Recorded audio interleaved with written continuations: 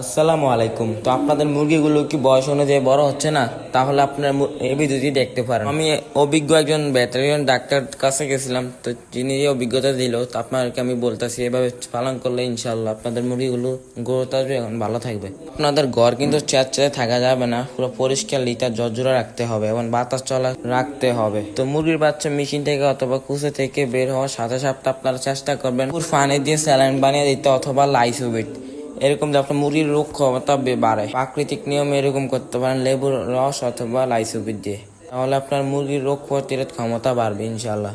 তো আপনাদের মুরগির পাখা বড় হয়ে যায়, ইদারিং মানুষের এরকম সমস্যা হওয়ার কারণটা হলো আপনারা মুরগিকে লগে লগে ছেড়ে দেন, কোনো আবদ্ধভাবে পালন না।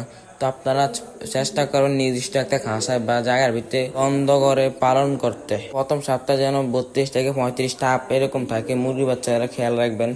আপনারা 1 থেকে 35 দিন পর্যন্ত মুরগির বাচ্চাকে অবশ্যই সোনালী স্টেটার অথবা সোনালী গোয়ার, আপনারা যদি ডিমের জন্য তৈরি করেন তাহলে সোনালী স্টেটার খাওয়াবেন, আর যদি গোস্তের জন্য তৈরি করেন তাহলে সোনালী গোয়ার খাওয়াবেন। আপনার মুরগির শুধু খাবার ম্যানেজমেন্ট ঠিক রাখলে হবে না, আপনার মুরগিগুলো লিটার ঝরঝরা রাখতে হবে, যেন পানি না থাকে। পানি থাকলে লগালগ পরিষ্কার করে রাখতে হবে, তা না হলে আপনার মুরগিগুলো ঠান্ডা ঝরঝরে হয়ে যেতে পারে। তার জন্য আপনারা লিটার অবশ্যই পরিষ্কার রাখবেন এবং যেখানে বাতাস চলাচল করে বেশিরভাগ ওই জায়গায় আপনারা চেষ্টা করবেন খামার রাখতে, অথবা আপনার পর্দা ম্যানেজমেন্টও ঠিক রাখতে হবে। অনেক সময় পর্দা ম্যানেজমেন্টের জন্য আপনাদের মুরগিগুলো মারা যায়।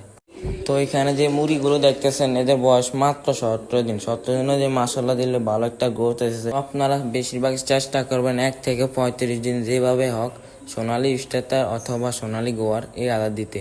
অন্য কোনো ধরনের চাল খুদ এগুলো দিলে মুরগি বাচ্চা পাখনা বড় হয়ে যাবে এবং ঠান্ডা লেগে মুরগি বাচ্চা মারা যাওয়ার সম্ভাবনা আছে।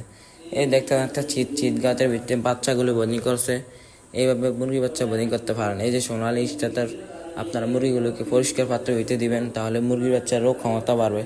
আপনার পরিষ্কার পানিও দিবেন, কারণ অনেক সময় পানি থেকে পিএইচের মাত্রা কমে যাওয়ার কারণে আপনার মুরগিগুলো অসুখ হয়ে থাকে। তো আপনারা সবকিছু খেয়াল রাখবেন মুরগির, তাহলে আপনার মুরগির বাচ্চা সুস্থ থাকবে।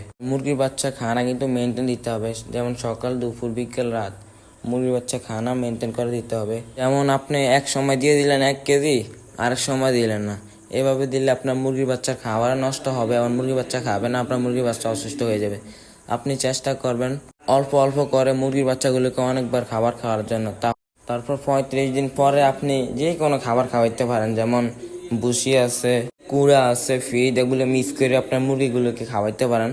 তাহলে আপনার মুরগিগুলো এই সময় অনেক ভালো একটা গ্রোথ আসবে। কিন্তু আপনি 30 দিনের আগ পর্যন্ত যেভাবে হোক আপনি সোনালী স্টেটার বা সোনালী গোয়ার খাওয়াবে, না হলে আপনার মুরগিগুলো কিন্তু ফাঁকনা বের হয়ে ঠান্ডা লেগে মরে যাবে। তো আপনার মুরগিগুলো ঠান্ডা হওয়ার সময় আপনার লাল লাইট দিয়ে দিতে পারেন, তাহলে আপনার মুরগিগুলো ঠান্ডা লাগবে না। এবং আদারের সাথে হলুদ মিশিয়ে দিবেন, তাহলে আপনার প্রাকৃতিক ভাবে মুরগিগুলো সুস্থ থাকবে। আপনার মুরগি যদি দেন ঠান্ডা হালকা হালকা লাগে, তাহলে আপনি প্রথমে অ্যান্টিবায়োটিক প্রয়োগ করবেন না, কারণ অ্যান্টিবায়োটিক প্রয়োগ করলে অ্যাকশন হয়ে যায়। আপনার প্রথমে চেষ্টা করবেন আদা রসুনের পানি দিবেন অথবা কালো জিরা মিক্স করে দিতে পারেন, তাহলে প্রাকৃতিকভাবে মুরগিগুলো সুস্থ হয়ে যাবে। তো ভিডিওটি কেমন হলো সবাই কমেন্ট করে জানাবেন ইনশাল্লাহ।